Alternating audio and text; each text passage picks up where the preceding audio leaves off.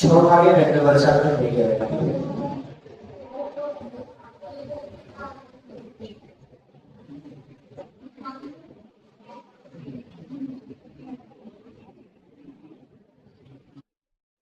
આપણે સીધા કથામાં જ પ્રવેશ કરીએ. કાલિકાની કથા આપણે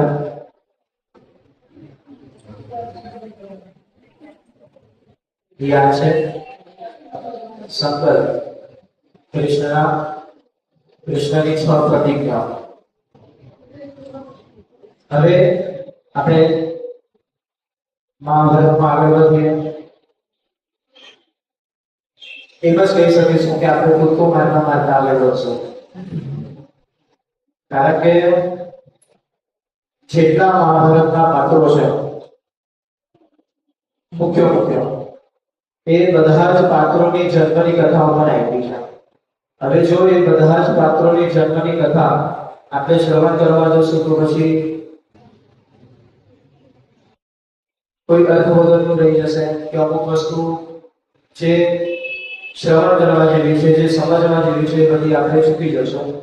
એટલે અમુક જે પાત્રો છે, જેમ કે ધૃતરાષ્ટ્ર છે, એમના આપણે જન્મની કથા કે બધાના જન્મની કઈ રીતે એમના વિવાહ કઈ રીતે થયા, 5 પાંડવો અને દ્રૌપદીના છે, આ 5 પાંડવો સાથે દ્રૌપદીના છે વિવાહ થયા, એ કઈ રીતે થયા ખ્યાલ છે? એક માઇક આપો પાછળ. ના, સારું કહેવાય. જો આવી વસ્તુઓ અગર આપણે કદાચ હું તો એમ કહું કે કોઈ પુસ્તકમાં વાંચી હોય કે કોઈ સિરિયલ કે કોઈ XYZ વસ્તુ કે કોઈ વ્યક્તિ પાસેથી શ્રવણ કરી હોય અને જો એ વસ્તુ યાદ હોય તો સારું કહેવાય. એમ કહી શકીશ કે લેટ એડમિશન લીધું પણ સારા સ્ટુડન્ટ મળ્યા મને.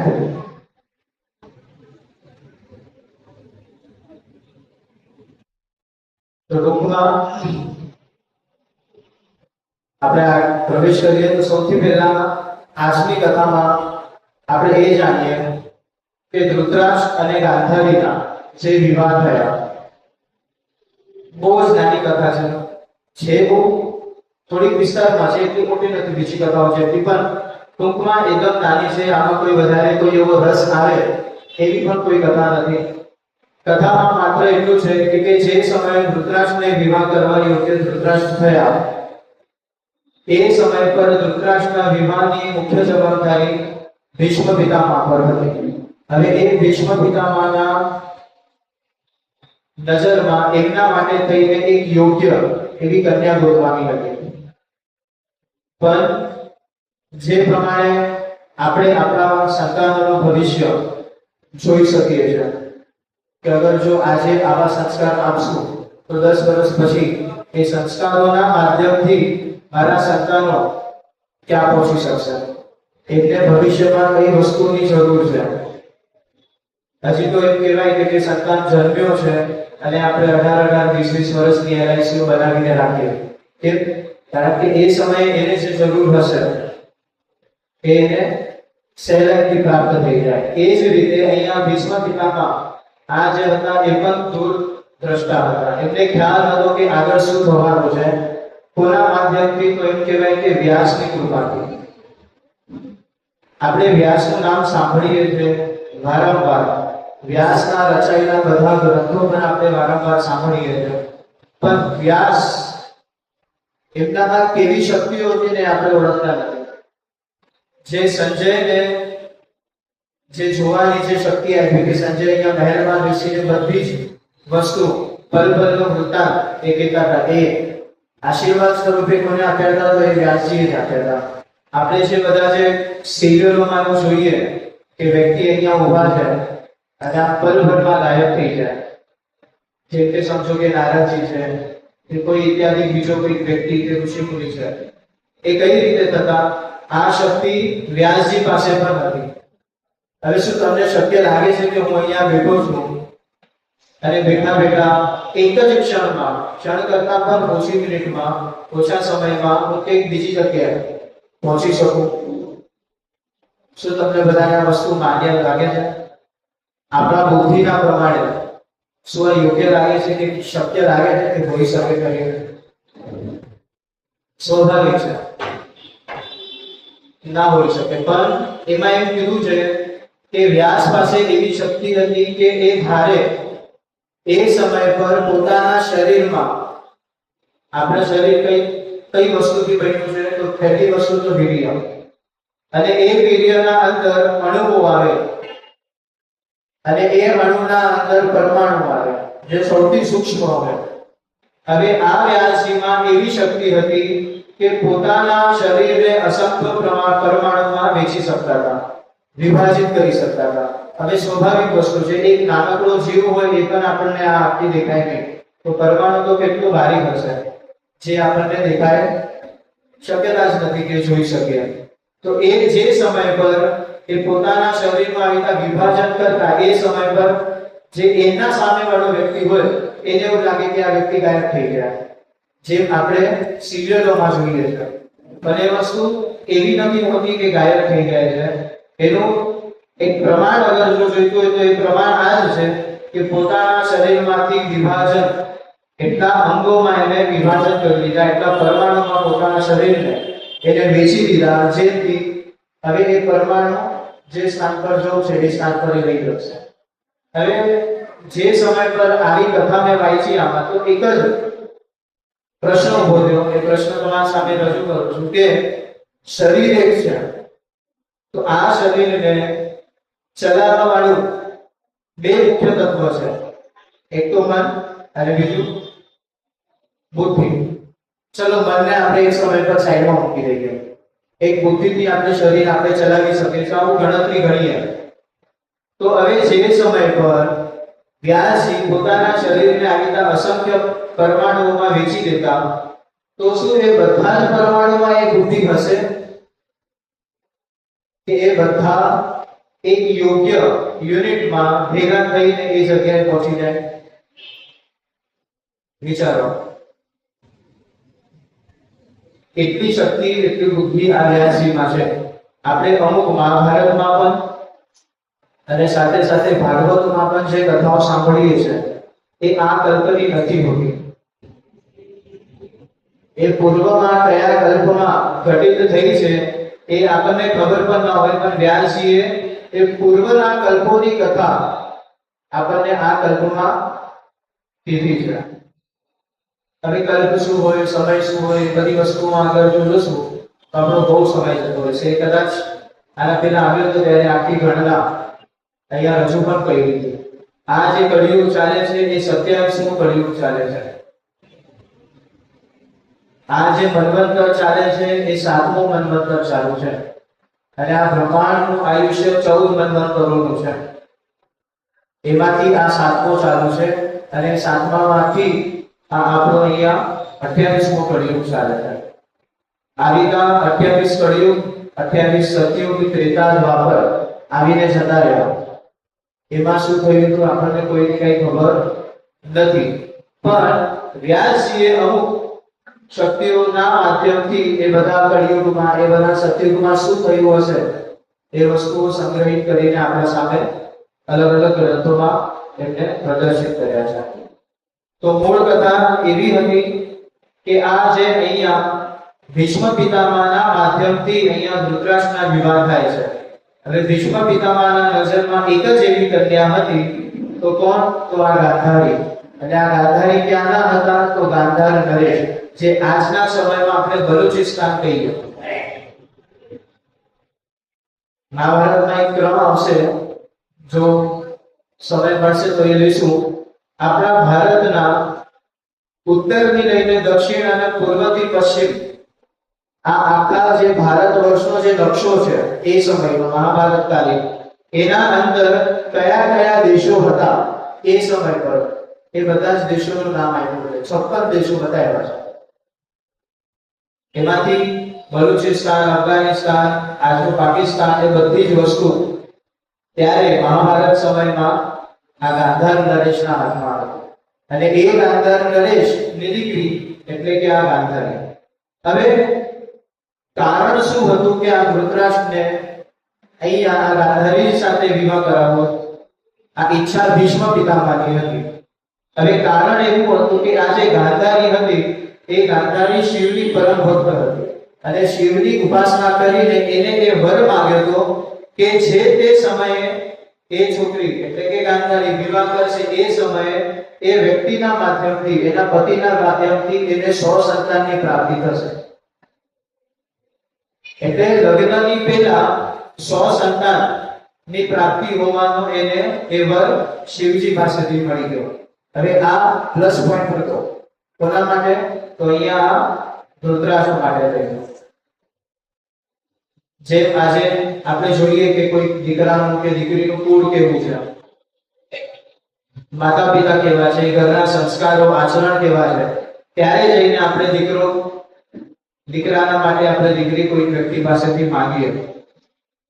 પણ હમણાં તો સમય બહુ એવો છે કે અમુક લોકો ખરેખર અમે જોઈએ છે કે જે પ્રમાણે આપણે બાયોડેટા માંગીએ ને એ પ્રમાણે એ લોકો મેડિકલની ફાઇલો માંગે છે આજના સમયમાં કે એ છોકરીને કોઈ એવી બીમારી તો નથી ને કે જેથી આગળ જઈને આર્થિક મુસીબત મારા માથે આવે. થાય છે આથી ઘણી બધી વિશેષ વસ્તુઓ થાય છે જે પ્રમાણે આપણે આપણી કુંડલીઓમાં બ્રાહ્મણને બતાવીને પૂછીએ કે મારી કુંડલીમાં કોઈ દોષ છે, સર્વયોગ છે, નારાયણ કરવાની જોઈએ, પિતૃનું કઈ છે, કાલ સર્પ છે, XYZ વસ્તુ આ મારી કુંડલીઓમાં છે આપણે બતાવીએ ને.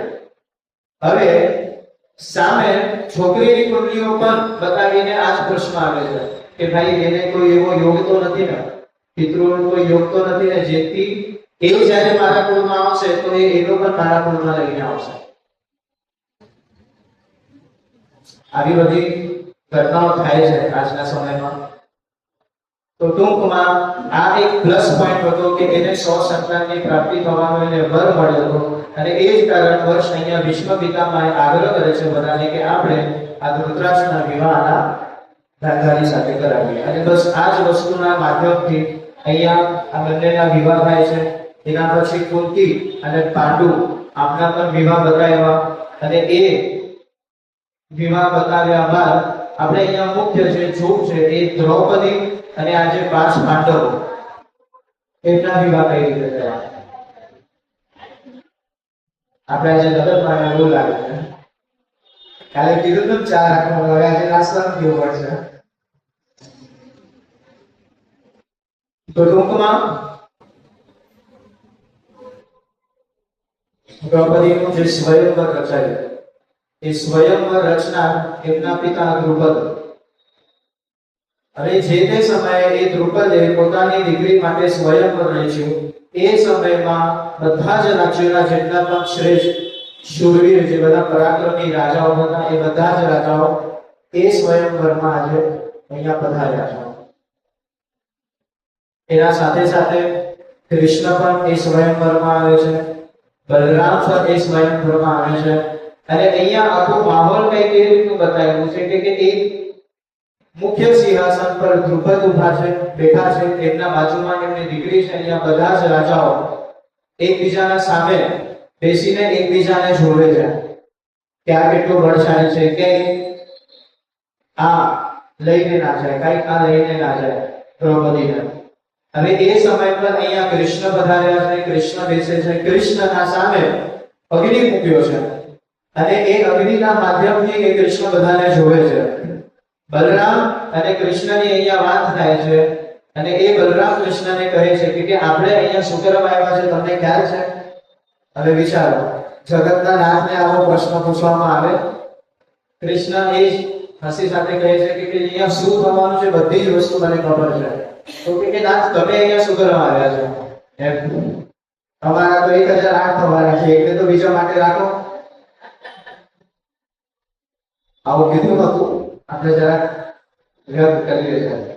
તો ટૂંકમાં એ બંનેના વાર્તાલાપ છે અને એ જે અગ્નિ છે એ અગ્નિના ઉપર લક્ષ્ય રાખ્યો છે. કયો લક્ષ્ય? તો માછલી ફરતી રાખે છે અને માછલીના આંખમાં જે પણ કોઈ રાજા એ લક્ષ્ય વેચશે એના લગ્ન કોના સાથે થશે? દ્રૌપદી સાથે થશે. આ આખી વસ્તુ આપણને અહીંયા સમજાય. હવે આ બધી વસ્તુ થઈ એના પછી 5 પાંડવો અહીંયા પોતાના શરીર પર ભસ્મ લગાડીને આવે છે અને જે સમયે 5 પાંડવો આવે છે એ સમય પર બલરામ કૃષ્ણના હાથ દબાવીને કહે છે કે જો તો ખરા પાંડવો કેવા લાગે છે અને એ બલરામ હસી ઉડાડે છે કે આવા વેશમાં આવ્યા છે, શું દ્રૌપદીને આ 5 પાંડવો ગમશે?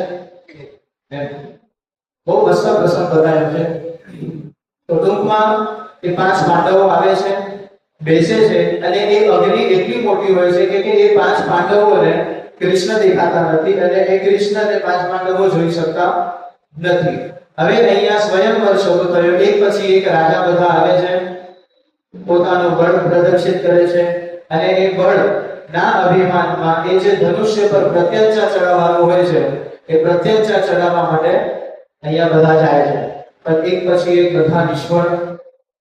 અમુક રાજાઓ આવીને ગયા, અમુક પ્રત્યંચા ચડાવવાના સાથે સાથે એ પ્રત્યંચા અને ધનુષમાં એટલી શક્તિ હતી કે એનાથી દૂર ફેંકાઈ જતા. મુકુટ પડી જાય, કોઈકનો હાર પડી જાય એવું બતાવ્યું છે, કોઈકના ધોતિયાની જે પાટલીઓ એ પાટલીઓ છૂટી જાય છે.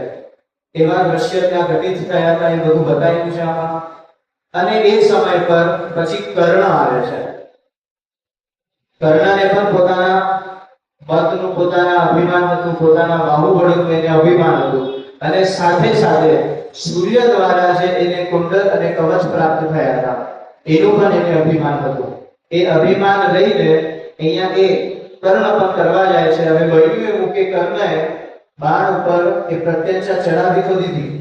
પ્રત્યંચા ચડાવ્યા પછી એ એક બાણમાં એક સાથે, એક ધનુષમાં એક સાથે 5 બાણ ચડાવ્યા આ કર્ણએ. હવે જે સમય પર એ બાણ ચડાવવા જાય છે અને બાણ અહીંયા લક્ષ્યને ભેદે છે એ સમય પર ત્યાંથી દ્રૌપદી ઊભા થયા અને એ દ્રૌપદી ઊભા થઈને એમ કહે છે કે એક મિનિટ ઊભા રહી જાઓ, હું શુદ્ધના સંતાન સાથે વિવાહ નથી કરવાની. હવે આજની ભાષામાં અગર જો પાછું હસી મજાકના રૂપથી કહીએ તો એનો પોપટ થઈ ગયું. ટૂંકમાં એ જે અભિમાન હતો એ અભિમાન આજે આ દ્રૌપદીએ પોતાના સ્વયંવરમાં બધા જ રાજાઓની વચ્ચે એને અપમાનિત કરી દીધા. અને એ જે સમય પર અપમાનિત કર્યું એના પછી કૃષ્ણને ત્યાં હાશ થાય છે. જોજો, અમુક સમય અમુક વ્યક્તિઓની ઉપસ્થિતિનું કારણ આપણે સમજી નથી શકતા.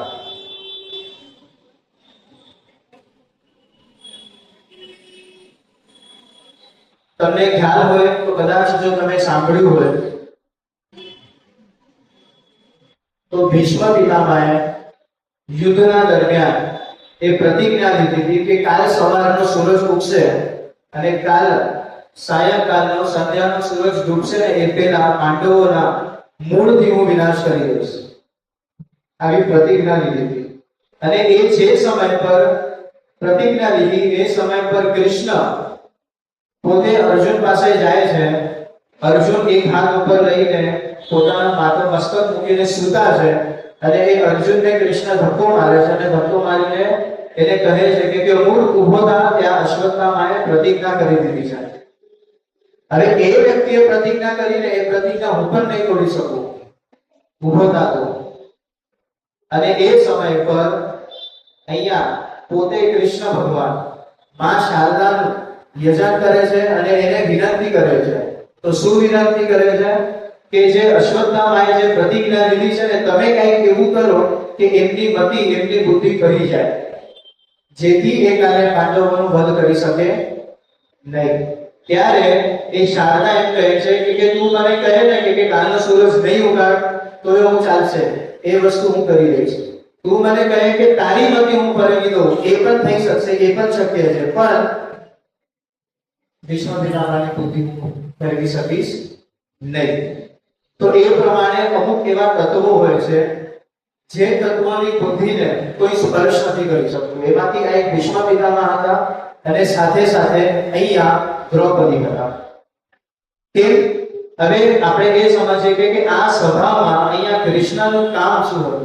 તો કૃષ્ણનું માત્ર એ જ કામ હતું કે જો બાજી આપણા હાથમાંથી નીકળી જાય તો એને સુધારવા માટે. કારણ કે દ્રૌપદી અગર જો કદાચ કર્ણને અહીંયા નહીં રોકત ને તો કર્ણ એના સાથે સ્વયંવર થઈ જાય. હવે એ જ દ્રૌપદીની મતિ બુદ્ધિ અગર જો સ્થિર હોત તો એ રોકતની અને એના વિવાહ થઈ જાય. અને જો અગર એ રોકત નહીં તો પછી કોઈ તો હોવું જોઈએ ને કે બાણ એ લક્ષ્ય પર ના વાગે એવું કંઈક કરે. તો આ એના માટે અહીંયા કૃષ્ણ બતાવ્યા હતા. તો ટૂંકમાં દ્રૌપદીએ અહીંયા ના પાડે છે કે હું સૂતના દીકરા સાથે વિવાહ કરીશ નહીં. એ જે બાણ હતું, ધનુષ હતું, બધું પડતું મૂકે છે અને પોતાના સિંહાસન પર જઈને બેસી જાય છે.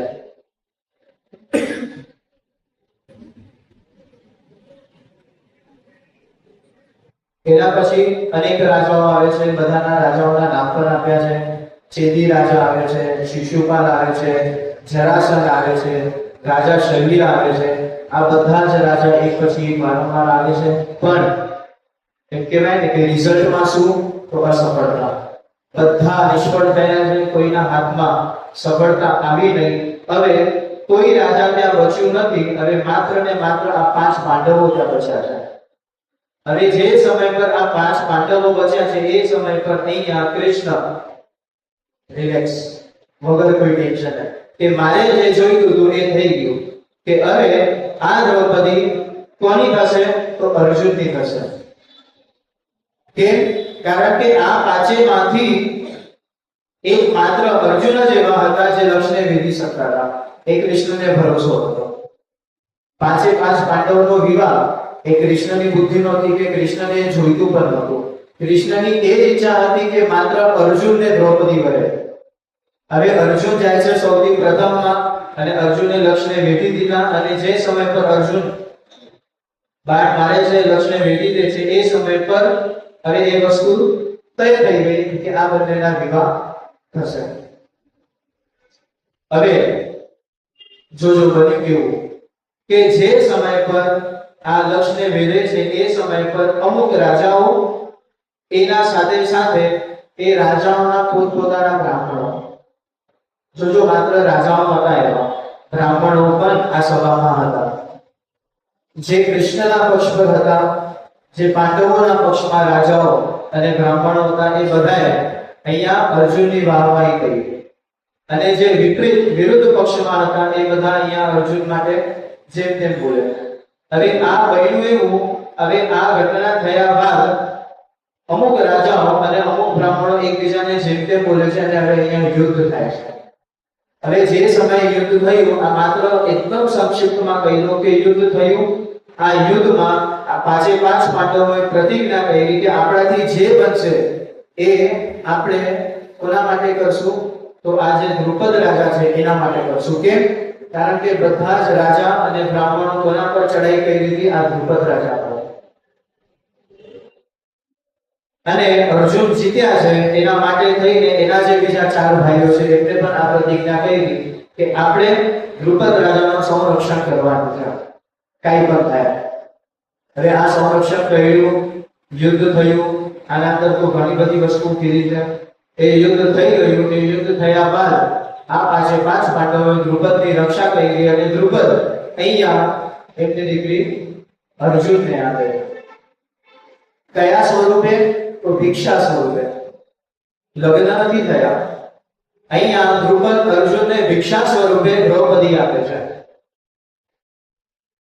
અને આ ભિક્ષા પ્રાપ્ત કરી અર્જુન અને ભીમસેન પોતાના ઘરે જાય છે. અને અર્જુન બહારથી જ, ઘરની બહારથી જોરથી એના માતાજીને એમ કહે છે કે માં, હું તમારા માટે ભિક્ષા લાવ્યો છું.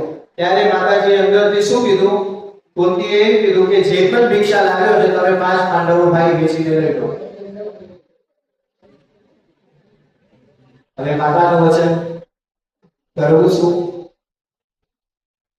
તો ટૂંકમાં આ વચન કુંતાના હતા, મા કુંતીના હતા. અને એ વચનના આશ્રય આ જે 5 પાંડવો હતા એ હવે અહીંયા અસમંજસમાં પડી ગયા કે કરવું શું? જીતીને કોણ લાવ્યા છે? તો અહીંયા અર્જુન લાવ્યા છે. ત્યારે કુંતી બહાર આવે છે અને એને જોવે છે બધાને કે શું છે. તો ત્યારે આ બધી વાત વિસ્તારથી અર્જુન સમજાવે છે કે તમને એવું લાગ્યું કે હું કંઈક બીજી વસ્તુ લાવ્યો છું, પણ આ કોણ છે? તો આ હું જીતીને સ્વયંવરમાં દ્રૌપદીને લાવ્યો છું. હવે આ એક સ્ત્રીને અમે 5 કઈ રીતે વેચી શકીએ?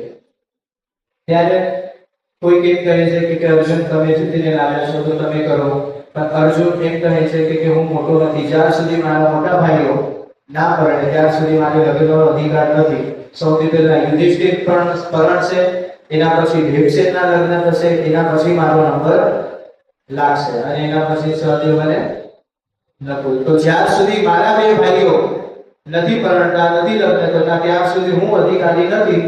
તો અગર જો યુધિષ્ઠિરને દ્રૌપદી સાથે વિવાહ કરવા હોય તો મને એમાં કોઈ વાંધો નથી.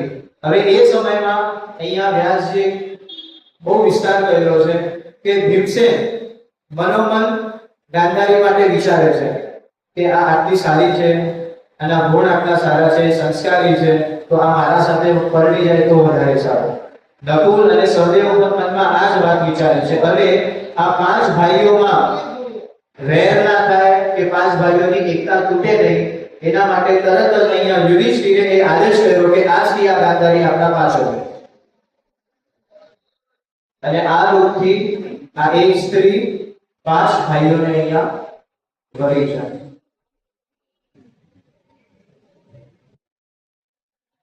આ જ કથા છે ને, મારે પૂછવું પડે.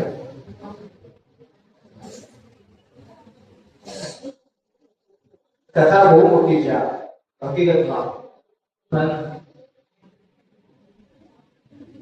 સમય મારા પાસે નથી, તમારા પાસે નથી. આજ મુસીબત છે આજના સમાજની.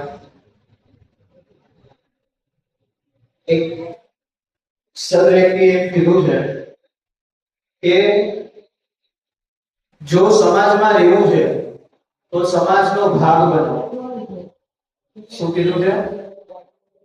જો સમાજમાં રહેવું છે તો સમાજનો ભાગ બનો. ગળદીમાં જે તમે કચરાઈ જાવ છો ને, એ રીતના ગળદીમાં ગણતરીઓ માટે ઉભા નહીં રહો. આપણે બધા સમાજમાં તો છીએ પણ સમાજના ભાગ બની નથી શકતા. આપણો ભાગ સમાજને આપી નથી શકતા. એક બહુ સારી ગઝલ છે, સફર में धूप तो होगी जो चल सको तो चलो. આપણે બધાને ખબર છે કે જીવન કેટલું મુસીબત વાળું છે. અને પછી શું કીધું? સફર में धूप तो होगी जो चल सको तो चलो. એમાં પણ ભીડનો એક બહુ સારો ઉલ્લેખ કર્યો છે. હા, કે આ ભીડમાં અગર તું ચાલી શકે ને તો જ મારા સાથે ચાલજે. સભી હૈ ભીડ में जो चल सको तो चलो. આ શબ્દો છે બહુ સારા છે. ગઝલ ક્યારેક તમે પણ સાંભળી જોઈએ. તો ટૂંકમાં આ રીતે અહીંયા આ પાંડવ અને દ્રૌપદીના વિવાહ થયા. એના પછી આપણે આગળ વધીએ અને અહીંયા કચ્છ રાજાની એક કથા છે. કચ્છ એને ક અને ચ, કચ્છ. આ કચ્છ રાજાની કથા છે અને આ કથામાં મજા આવશે. આ કથામાં કંઈક એવું બતાવ્યું છે કે બે પક્ષ છે. આપણને બધાને ખબર છે દેવતા અને દાનવ.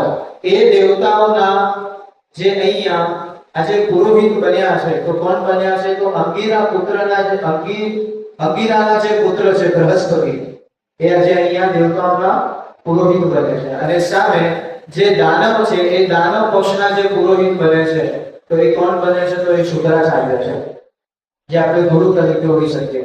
દૈત્ય ગુરુ તો કોણ? તો શુક્રાચાર્ય. હવે આ બંને પક્ષો માટે એક એક પુરોહિત નિમણૂક થઈ.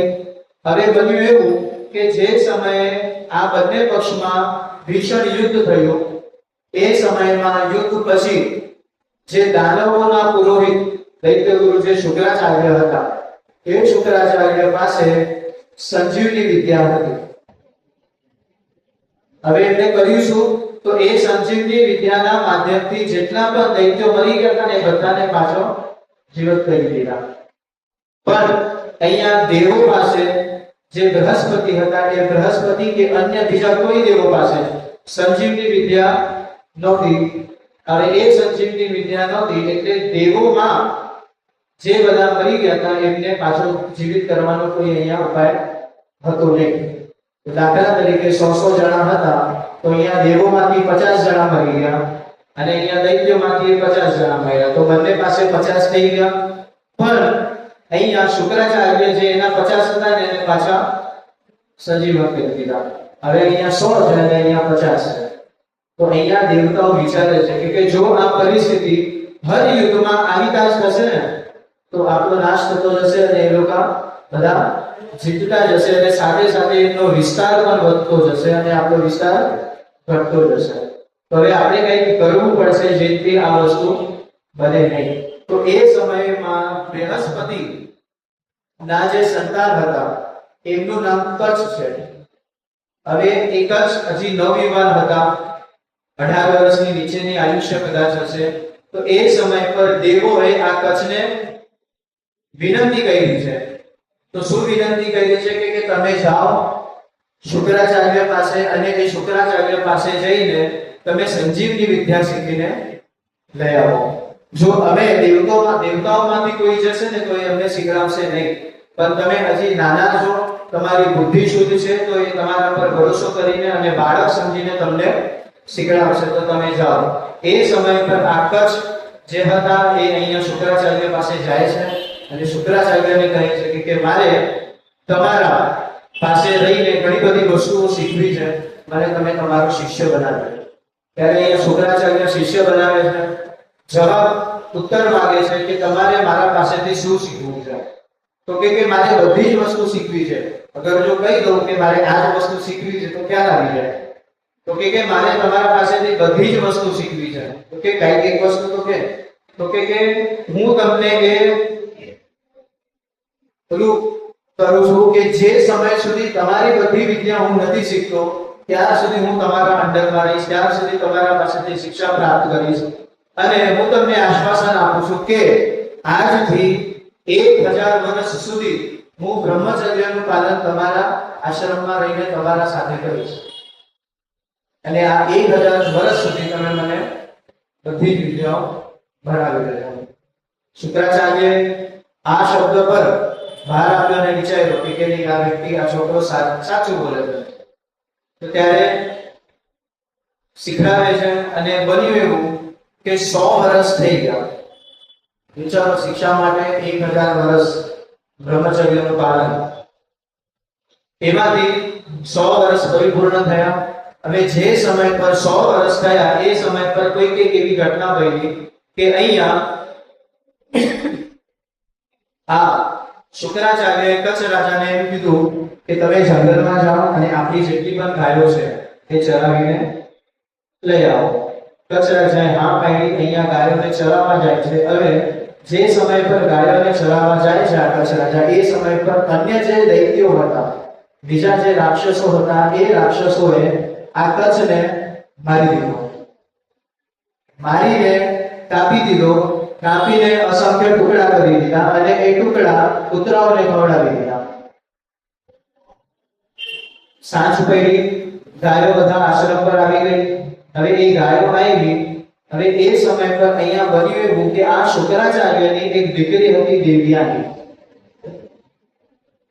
હવે એ દેવયાનીએ અહીંયા શુક્રાચાર્યને કીધું કે આટલી બધી ગાયો તો આવી ગઈ છે, પણ જે તમારો શિષ્ય જે એક જ હતો એ હજી સુધી આવ્યો નથી. તો ત્યારે મને કોઈ વાંધો નહીં, એ જ્યાં પણ હશે હું એક બૂમ પાડીને આવી જઈશ. બૂમ પાડી આવતા નથી. પછી ખ્યાલ આવ્યો કે કઈક અઘટિત ઘટના ઘટી હશે તો જ નથી આવ્યા. તો ત્યારે એ કચ્છ ઉપર સંજીવની વિદ્યા આજે શુક્રાચાર્ય છે એ ઉપયોગ કરે છે. અને એ બન્યું એવું કે એ જે ટુકડા કરવામાં આવ્યા હતા કચ્છ રાજાના, જે કૂતરાઓ ખાઈ ગયા હતા, એ કૂતરાઓના પેટ ફાડીને આ કચ્છ રાજા બહાર નીકળ્યા અને એ શુક્રાચાર્યના સામે આવીને ઉપસ્થિત થઈ ગયા. કે જી ગુરુજી બોલો. તો કે બેટા તું ક્યાં હતો કરીને? ત્યારે આ કચ્છે બધી વિસ્તારપૂર્વક બતાવ્યું કે હું જંગલમાં ગયો હતો અને મને રાક્ષસોએ મારા પર હુમલો કર્યો અને આલિકા કાપીને મને કૂતરાઓને ખવડાવી દીધો. કોઈ વાંધો નહીં. અમુક દિવસો જાય છે, પાછો કચ્છ એકલો બહાર નીકળે છે અને જે સમય પર કચ્છ બહાર નીકળે છે એ સમય પર એ કીધું કે એ કચ્છ પર પાછો આક્રમણ થાય છે. તો કોણ? તો આ રાક્ષસો. એ રાક્ષસો આ કચ્છ રાજાને પાછો મારી દીધો.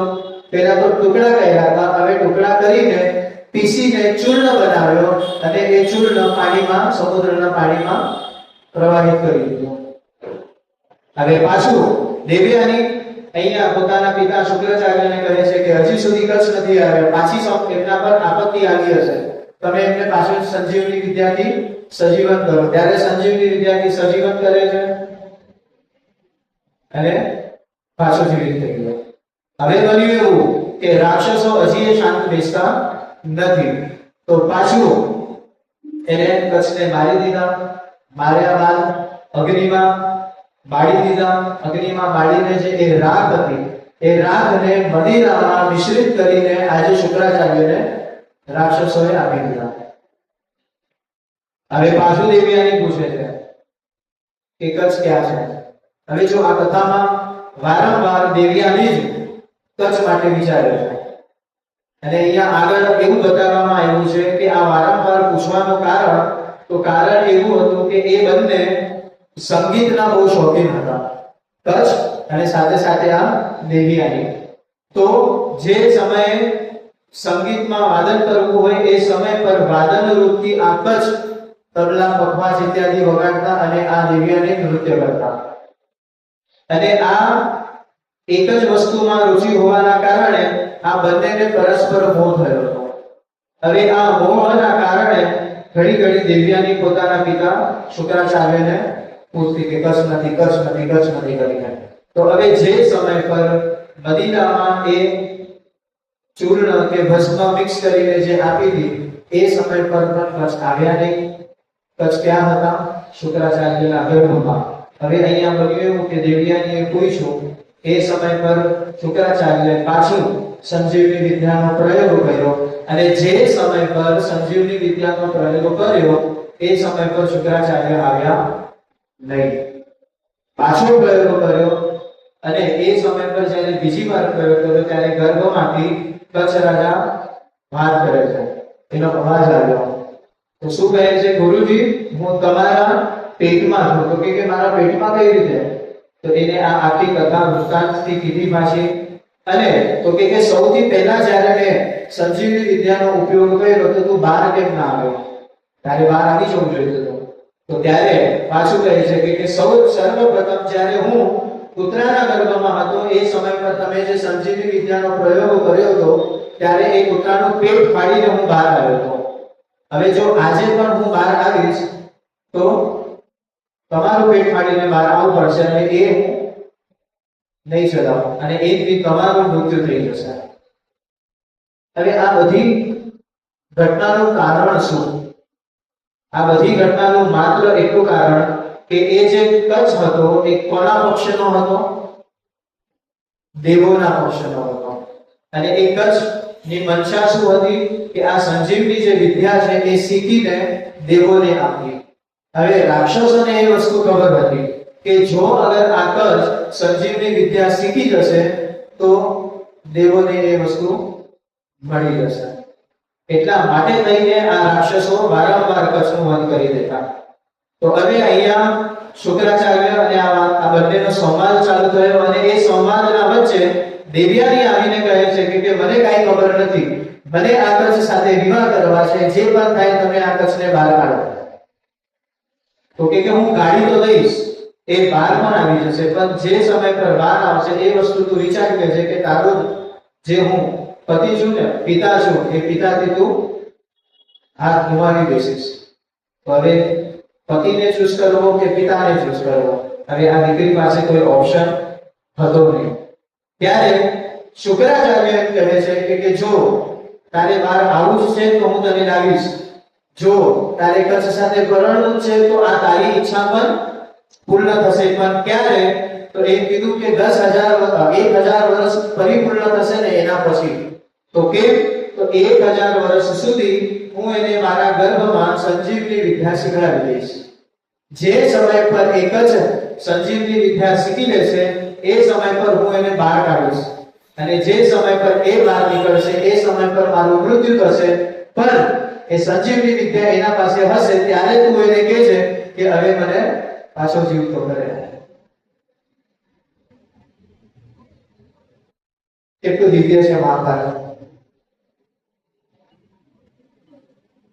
તો આ બધી વાત માન્ય થઈ. 1000 વર્ષ થઈ ગયા. કચ્છ પોતાના ગુરુના પેટમાં ગર્ભમાં રહીને વિદ્યા પ્રાપ્તિ કરી, કચ્છ બહાર આવ્યા, શુક્રાચાર્યને પાછા જીવિત કર્યા. હવે અહીંયા આજે દેવ્યાની હતી, એ દેવ્યાની શુક્રાચાર્યને કહે છે કે હવે તો બધી વસ્તુઓ થઈ ગઈ, તમે પણ જીવિત છો, કચ્છ પણ જીવિત છે, તો મારું વરણ મારે લગ્ન કરવા છે એમના સાથે, તો લગ્ન કરાવી દો. હવે એ સમય પર કચ્છ ના પાડે કે હું લગ્ન કરીશ નહીં. પાછો દેવ્યાને લોકો પડતો.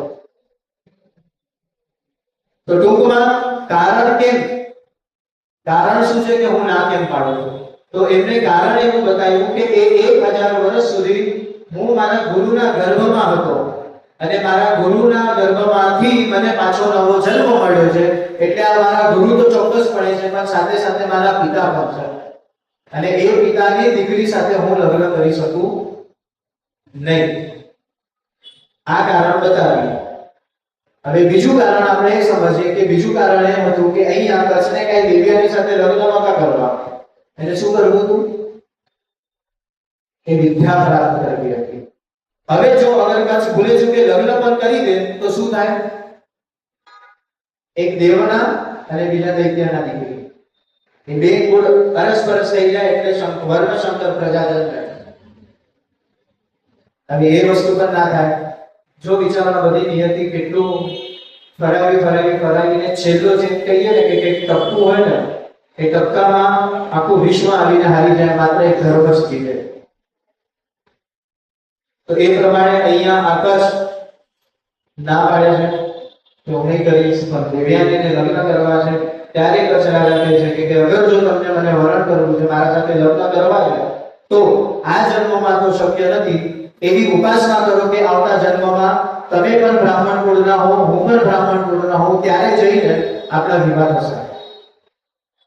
હવે આ તપસ્યા કરે છે, ઘણી બધી તપસ્યા કરે છે. 2-3 રાજાઓનું વર્ણન આવ્યું અને એ રાજાઓમાંથી પાછો પુનર્જન્મ થયો, કોનો કયો પુનર્જન્મ થયો એની પણ પાછી બહુ મોટી કથાઓ છે. તો ટૂંકમાં જે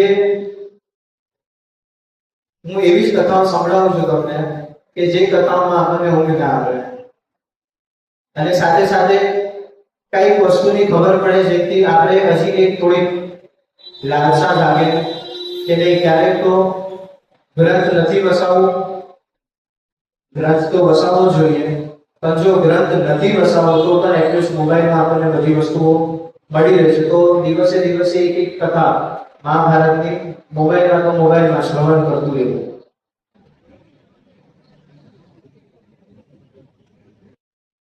આ આદિ પર્વને અહીંયા આપણે વિરામ આપીને હવે સભા પર્વમાં આવવું છે મારે. આ સભા પર્વની અંદર દ્યુત પર્વ કરીને એક પર્વ છે. એ પર્વના 49મા અધ્યાયથી આ કથા આપણે શરૂ કરીએ. હવે આ કથામાં બધું એવું 2 વ્યક્તિઓનો સંવાદ, એક તો શકુની અને બીજા ધૃતરાષ્ટ્ર. આ સંવાદમાં શકુની ધૃતરાષ્ટ્રને એમ કહે છે કે હું ઘણા દિવસોથી જોઉં છું તમારો જે સંતાન દુર્યોધન છે, એ દુર્યોધન શ્વેત વર્ણના થતા જાય છે. હવે શ્વેત વર્ણના થતા જવું એટલે જે આપણે આજની ભાષામાં એક વાક્યનો ઉપયોગ કરીએ કે રંગ ફીકો પડવો, રંગ ફીકો પડતો ગયો છે. તો અહીંયા આ શકુની ધૃતરાષ્ટ્રને કહે છે કે ઘણા દિવસોથી હું જોઉં છું કે આ દુર્યોધનનો વર્ણ શ્વેત થતો જાય છે. દુર્યોધન નિરંતર ચિંતામાં ને ચિંતામાં જ હોય છે, અને એ ચિંતાના આધારે દુર્યોધનનું જે તેજ છે એ તેજ પણ આજે દેખાતું નથી. દુર્યોધનનું બળ પણ ક્ષીણ થતું જાય છે, અને દિવસે દિવસે દુર્યોધન શરીરમાં પણ ક્ષીણ થતા જાય છે. તો આનું કારણ શું હશે? હવે આ બધી વસ્તુઓ જાય, એ વસ્તુ જાણ્યા બાદ ધૃતરાષ્ટ્ર અહીંયા દુર્યોધનને બોલાવે છે અને એને એક જ પ્રશ્ન સીધો એમ જ કરી દે છે કે શકુનીએ મને આ બધી વસ્તુઓ કીધી, તો તારા ચિંતાનું કારણ શું છે આજે મને જાણવું છે. હવે આ ચિંતાના જે કારણ છે એ 17 કારણો અહીંયા દુર્યોધન ધૃતરાષ્ટ્રને સંભળાવે છે. એ બધા કારણો આપણે પણ સમજીશું. એકાદા છૂટી જાય તો ઠીક છે, પણ બને તો 17 કારણો આપણે સમજશું કે કારણ કે ક્યાંક ને ક્યાંક અગર જો આ 17 કારણો સમજાઈ જશે ને આપણને તો ચોક્કસપણે હું કહી શકીશ કે જે આપણને જીવન જીવવાનું જે કન્ફ્યુઝન થતું હોય છે ને એ દુવિધા મુક્ત થઈ જશે. તો અહીંયા દુર્યોધન પોતાના કારણોની રજૂઆત કરે છે અને એ રજૂઆત કરવાની પહેલા સૌથી પહેલા એક વસ્તુ કહે છે અહીંયા ધૃતરાષ્ટ્ર. તો શું કહે છે કે સારો સમય આવે એની પ્રતીક્ષામાં આજે હું દુર્બળ થતો ગયો છું.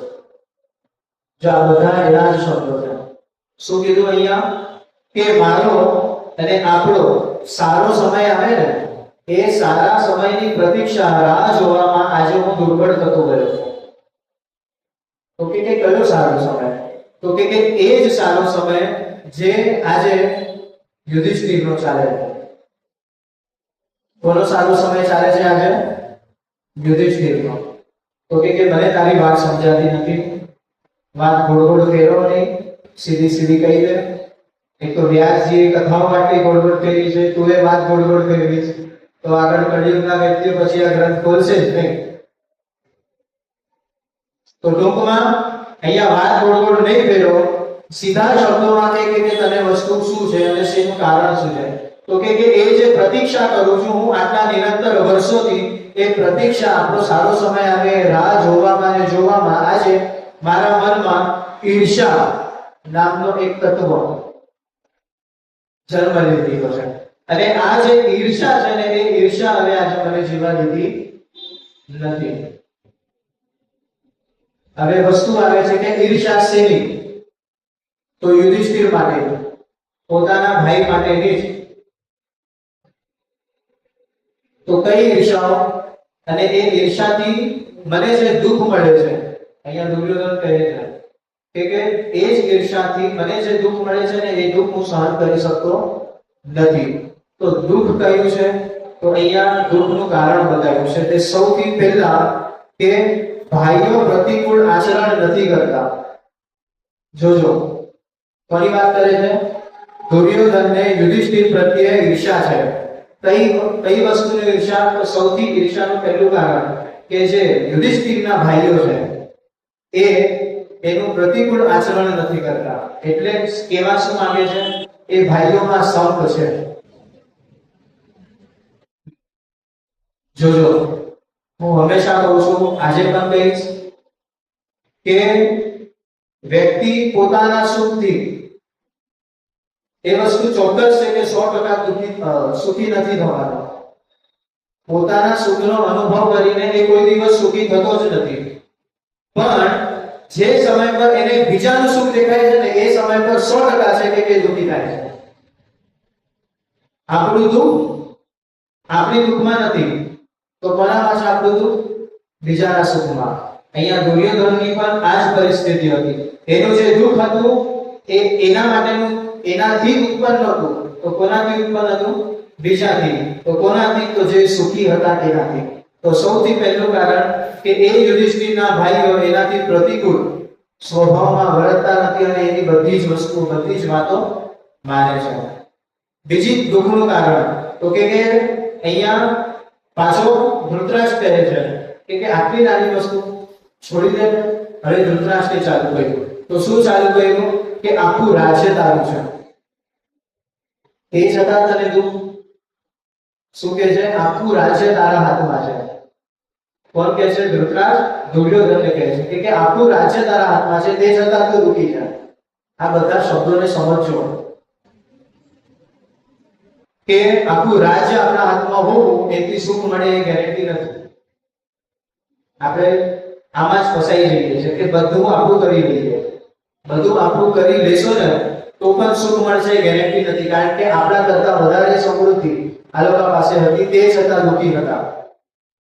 પછી બીજું તો શું કહી દીધું? કે તું બહુમૂલ્ય વસ્ત્રો પહેરે છે, એ વસ્ત્રોમાં રત્ન જડિત છે, આટલી સમૃદ્ધિ તારા પાસે છે, તે છતાં તું દુઃખી છે. હવે એટલે શું સમજવું? કે બહુમૂલ્ય વસ્ત્રો હોવાથી સુખી થઈ જવાય છે? નથી થવાતું, પણ આપણે ક્યાં ભાગીએ છીએ? આવી જ વસ્તુઓમાં ભાગીએ છીએ. તો શું કારણ આપે છે કે બહુમૂલ્ય રત્ન હોવા છતાં, વસ્ત્રો હોવા છતાં પણ તું દુખી છે? આ બધા દુઃખના કારણ છે. પછી તને જે સમય પર મન થાય, ઈચ્છા થાય, એ સમય પર તને એ ભોજન મળી રહે છે, તે છતાં તું દુખી છે? આપણે પણ આવી વસ્તુઓમાં દુખી હોઈએ છીએ. અમુક સમયે જે વાનગી જોઈતી હોય ના મળે એટલે તરત જ આપણે વિચારીએ કે હું દુખી. અહીંયા દુર્યોધનના સભામાં, દુર્યોધનના પક્ષમાં કેટલાય હતા. આપણા તો ઘરે 4, 5, 6, 10 જણા રહીએ છીએ. અહીંયા હજારો વ્યક્તિ, 10,000 વ્યક્તિ દિવસનું જમતા હતા. અને એમાંથી આને જે સમય પર ઈચ્છા થાય એ સમય પર મળે એટલે એ વસ્તુ ગણી લેવી કે મન ફાવતું ના મળે, કે મન ફાવતું જમવાનું ના મળે તો દુઃખનું કારણ એને બતાવવું નહીં. કારણ કે હોવા છતાં પણ દુર્યોધન તો દુઃખી જ હતો. અને પછી તારા પાસે શ્રેષ્ઠ, ઉત્તમ રાજ્યોમાંથી એક નિયુક્ત કરેલા શ્રેષ્ઠ ઘોડાઓ છે, તે છતાં પણ તું દુઃખી છે. તારા પાસે ઉત્તમ હાથી અને હાથનીઓ છે, તે છતાં તું દુઃખી છે. હવે આપણે આ ઘોડા અને હાથીઓને ગાડીથી સમોવર કરીએ કે આપણા પાસે સારામાં સારી ગાડી હોય છે, તે છતાં દુઃખ હોય છે.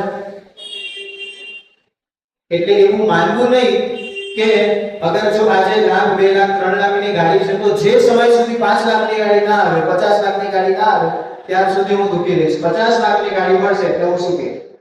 ના ભાઈ, એ 50 લાખ કરતા વધારે અહીંયા ઘોડાઓ અને હાથી હતા, તે છતાં આ દુર્યોધન દુઃખી જ હતો. પછી શું કીધું કે તું જે સમય પર સૂઈ જાય છે એ સમય પર તારી દાસીઓ તને હવાન આપે છે, તારા સેવકો તારા ગુણગાન ગાય છે, અને જે સમય પર તું સવારે ઉઠે છે એ સમય પર એ જ સેવકો તારી પ્રશંસા કરે છે, અને તારી જ પ્રશંસા સાંભળીને તું સવારે ઉઠે છે, તે છતાં તું દુઃખી છે. હવે આપણે કઈ નાની વસ્તુ કરી લીધી અને વિચારીએ કે ઓલા મારા ગુણગાન નથી કરતા. આવા નાના નાના આપણા દુઃખના કારણ હોય છે. એ તો બધી જ વસ્તુઓ છે તે છતાં પણ દુઃખી છે. એટલે વસ્તુ સમજી જવી કે આ લૌકિક વસ્તુ હોવાથી આપણને સુખની અનુભૂતિ થશે, એ વસ્તુ ખોટી છે. એના પછી તમને પ્રિય લાગવાવાળી યુવતીઓ તમારા પાસે સદાય રહે છે. બધી જ રીતે તમને લાભ મળે એવા તમારા પાસે સેવકો છે કે તમે જે આદેશ કરો ને એ તમારા આદેશ પર એ બધા સેવકો ચાલે, તે છતાં દુઃખી છો. આ બધી વસ્તુ, આવી 17 વસ્તુઓ ગણાયેલી છે. ઇન્દ્ર જેવું સુખ છે, ઇન્દ્ર જેવું તો સુખ ભોગે છે, તે છતાં પણ સુખી છે. અને છેલ્લે 3 વસ્તુ એવી કહે છે કે કૃપાચાર્ય પાસેથી નિરુક્તિ, નિગમ, છંદ, વેદ, વેદોના 6 અંગ, અર્થશાસ્ત્ર અને 8 પ્રકારના વ્યાકરણ શાસ્ત્ર તું ભણ્યો છે, તે છતાં તું દુઃખી છે. એટલે એ વસ્તુ પણ ભૂલી જવી કે જ્ઞાન અને વિદ્યા હોય તો આપણે સુખી નહીં. આટલું જ્ઞાન તો આપણામાં હશે જ નહીં.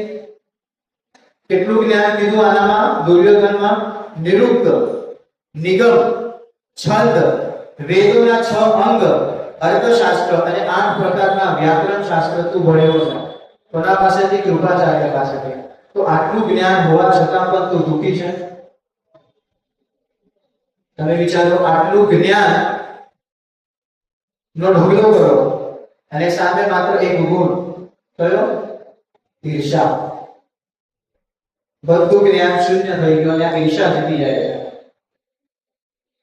એટલે કોઈ દિવસ ઈર્ષા રાખવી નહીં કોઈ પણ પ્રત્યે. આપણે એમ કહીએ કે આપણો સાચો સગો એ પાડોશી. આજે સમય એવું છે કે કદાચ પાડોશી વાળો તમારો હિત વિચારતા હશે, પણ ઘરનો જ ભાઈ, ઘરની જ ભાભીઓ કે કોઈ પણ XY છે, ઘરમાં ને ઘરમાં જ ઈર્ષા હોય છે, અને એ ઈર્ષાથી આખું ઘર તૂટે છે. અને અહીંયા પણ આ ઈર્ષા જે કારણ હતી જેથી આખું ઘર તૂટ્યું હતું. એના પછી શું કીધું કે કૃપાચાર્ય અને દ્રોણાચાર્ય પાસેથી તે હલાયુદ્ધ શીખ્યું. અસ્ત્રો અને શસ્ત્રો આ બંને વસ્તુ કઈ રીતે ચલાવવી એની વિદ્યા છે તારા પાસેથી. અને સાથે સાથે સુધ અને મગધ આ બંને દેશ આખા તારા છે. તે છતાં દુઃખી. બે દેશ આખા દુર્યોધનના હતા, તે છતાંય સુખી થઈ શક્યો નહીં. અને રસ્તા પરનો ગરીબ એ સુખનો અનુભવ કરી શકતા હશે. અમુક સમયે મને એવું થાય કે ગાડીથી કે બાઇકથી આમ જતો હોઉં, રાત્રે 11:30 12 વાગ્યા હોય, આપણે થાકીને 3-4 હજાર રૂપિયા કમાવા માટે નીકળ્યા હોઈએ સવારથી, રાત્રે 11:30 12 વાગે હું નીકળ્યો હોઉં અને આ રીતે રસ્તા પર ચાલીએ, હજી તો ઘરે આપણે પહોંચ્યા નથી, પણ એ પેલા જે રસ્તાના ભિખારીઓ છે ને એ ફૂટપાથ પર શાંતિથી સૂતા હોય છે. કઈ ટેન્શન નથી, પૈસો નથી, કાલે શું જમશું એની કોઈ પ્લાનિંગ નથી, પોતાના છોકરાઓ માટે એલઆઈસી લીધેલી કે કાંઈ કર્યું નથી. તે છતાં પણ એ એક પરિવારમાં જે 3-4 છોકરીઓ હશે, જે માતા બહેનો હશે, એ 8-8 10-10 જણ ફૂટપાથ પર એક તંબુમાં શાંતિથી સૂઈ જાય છે, પરિવાર ભેગો થઈને. અમુક સમય તો અમે એવું જોતા હોઈએ કે એક માં એની છોકરીના વાળ ઓળતી હોય રસ્તા પર, કોઈ બીજી સ્ત્રીઓએ એક ચૂલા પર લાકડાઓ નાખીને ત્યાં એ જ તંબુમાં ફૂટપાથ ઉપર જમવાનું બનાવતા હોય છે, સાથે બેઠા છે, સાથે જમે છે. આપણને આવું સુખ નથી જોઈતું. કેમ? હજી વધારે આપણે આપણી સુખને એટલું દૂર કરી દીધું છે જ્યાં આપણે પહોંચી નથી શકતા. બાકી સુખ આટલું દૂર નથી, સુખ અહીંયા જ છે આપણા પાસે. તો ટૂંકમાં આ ઈર્ષા, આગળ એક કથા આવે છે, એ કથામાં વસ્તુ આવે છે, પણ હમણાં જ કહી દઉં, ઈર્ષાનું નામ નીકળ્યું તો કૃષ્ણ પોતે એમ કહે છે કે જે વ્યક્તિને ઈર્ષા થાય છે ને એ વ્યક્તિનું હું કઈ કરી શકતો નથી, પણ એ પોતે, જે વ્યક્તિ ઈર્ષા ધરાવે છે, એ ઈર્ષા ધરાવનાર વ્યક્તિ પોતે પોતાના માટે ખરાબ સમયને આહ્વાન કરે છે, ખરાબ સમય પોતે પોતા માટે બોલાવે છે. એમાં હું પણ કઈ કરી શકતો નથી. એટલે ઈર્ષા રાખવી નહીં. અને પછી આ પ્રમાણે 17 દુઃખોના કારણ, 17 વસ્તુઓ ધૃતરાજ કહે છે કે આ બધી વસ્તુ છે તે છતાં તો દુઃખી છે. તો કે આ બધી વસ્તુઓ તો છે, વાત સાચી, પણ તમે મારું દુઃખનું જે હકીકતનું જે કારણ છે એ તમે હજી સમજી શક્યા નથી. તો હકીકતનું કારણ શું હતું? તો એ હકીકતનું કારણ એવું હતું કે જે સમય પર યુધિષ્ઠિરે રાજસૂય યજ્ઞ કર્યો, એ સમય પર આખા ભૂમંડળના બધા રાજાઓ અમુક ભેટ આ યુધિષ્ઠિરને આપવા માટે આવતા હતા. અને જે એક પછી એક ભેટ યુધિષ્ઠિરને મળતી હતી ને, એ બધી ભેટો ઉપહારો જોઈને અહીંયા દુર્યોધનના પેટમાં દુખે છે. કે ઓલા રાજા યુધિષ્ઠિરને આપ્યું, આટલા સોનાની મોહરો આપી, આ આપી, એ પ્રમાણે અહીંયા આ બધી વસ્તુઓ અહીંયા આ દુર્યોધન ધૃતરાષ્ટ્રને કરે છે. અને લગભગ આવા 30 થી 32 કારણો દુર્યોધન ધૃતરાષ્ટ્રને ગણાવે છે કે આ 32 જેવા કારણો છે જેના થકી હું દુઃખી છું.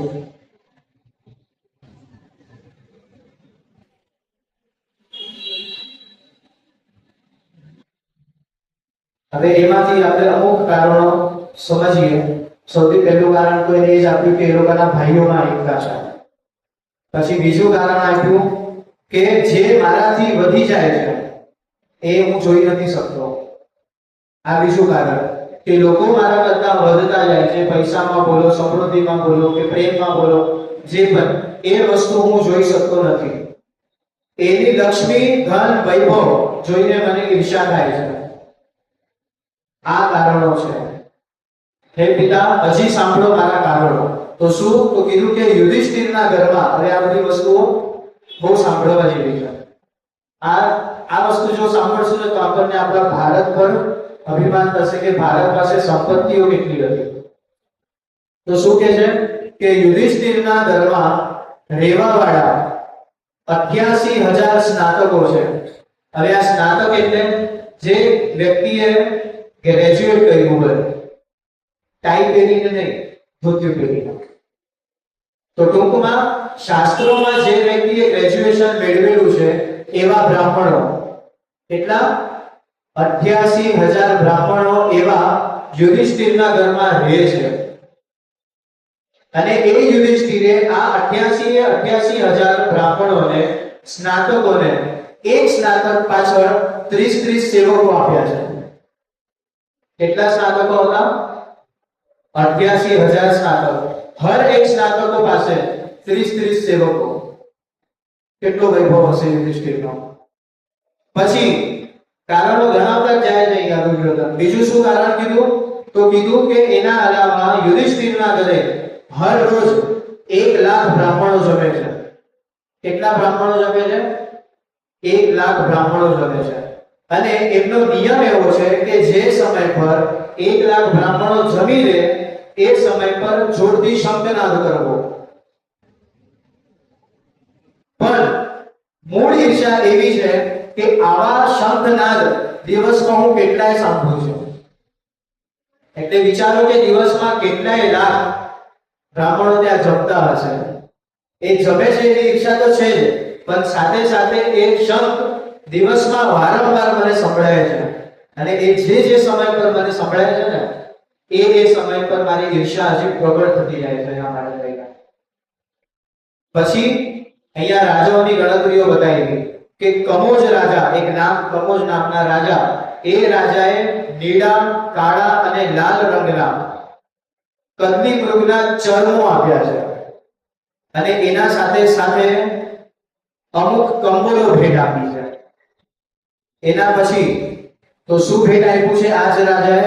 તો કીધું કે આ રાજાએ 1 લાખ હાથીની યુધિષ્ઠિરને ભેટમાં આપી, 1000 ગાયો ભેટમાં આપી, ગાયો અને ઘોડા ભેટમાં આપ્યા, 30,000 ઊંટ અને 30,000 ઘોડીઓ ભેટમાં આપી. આ એક રાજાએ આપી. આવા કેટલાય રાજા લાઈન લાગી. પછી યજ્ઞમાં પ્રાપ્ત બીજા બધા રાજાઓ હોય છે, યજ્ઞમાં પ્રાપ્ત કરેલા અમૂલ્ય રત્નો હોય એ રત્નો આજે યુધિષ્ઠિરને ભેટમાં આપે છે. આટલું ધન હોવા છતાં પણ આને આટલું ધન મળે છે. આ બધાને દુખાવો ત્યારે પુદીના નહીં હશે કદાચ. તો ટૂંકમાં આટલું ધન મેં ક્યાંય જોયું નથી જેટલું ધન આ યુધિષ્ઠિરના દરબારમાં હું આજે જોઈ શકું છું. આ ધન રાશિ જોઈને મને કોઈ પ્રકારનો ચેન પડતો નથી. અને બચેલી વસ્તુ આપણે કાલે શ્રવણ કરશું. એક વસ્તુ કરી લઈએ કે લાખો ખેડૂતો ખેતી કર્યા બાદ પોતાના ખેતરમાંથી જે અનાજ પ્રાપ્ત થાય છે એ અનાજનો 3 ખર્વો આજે યુધિષ્ઠિરને ભેટ આપવા આવ્યા છે. 3 ખર્વો એટલે ટૂંકમાં એને આપણે ભાગ ગણીએ. જ્યારે પેલા પાક પાકતા ને ત્યારે એના 4 ભાગ નીકળે. સૌથી પહેલો ભાગ જાય બ્રાહ્મણોના ઘરે, બીજો ભાગ જાય રાજાઓના ઘરે, ત્રીજો જે ભાગ હોય એ ભાગ સમાજને અહીંયા આપે અને ચોથો જે હોય પોતે રાખે. પછી એ પોતાનું પોષણ કરે કે વેચે કે જે પણ કરે. આવી રીતના 4 ભાગ વેચાતા. તો એમાંથી અહીંયા ખેડૂતો જે એક ભાગ રાજાનો હોય ને એ એક ભાગ નહીં તો કેટલા ભાગ? 3 ભાગ આજે યુધિષ્ઠિરને આપવા આવ્યા છે. આવા અસંખ્ય લાખો ખેડૂતો છે જે અહીંયા લાઈનમાં આજે ઊભા છે. અને પછી છેલ્લે એવું કહે છે કે મોટા મોટા દેશોના રાજા નરેશો આજે એને ભેટ આપવા માટે ક્રમમાં લાઈનમાં ઊભા છે. અમુકને તો યુધિષ્ઠિરે બારોથી રવાના કરી દીધું કે આ રાજાની ભેટ મને જોઈતી નથી.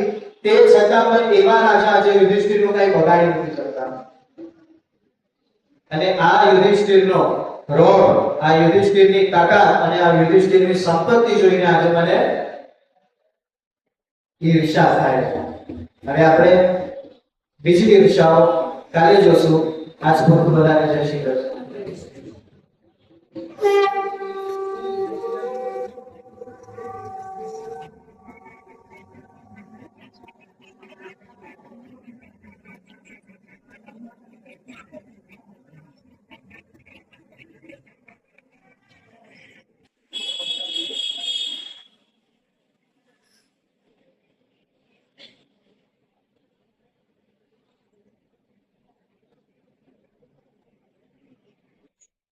શ્રી રામચંદ્ર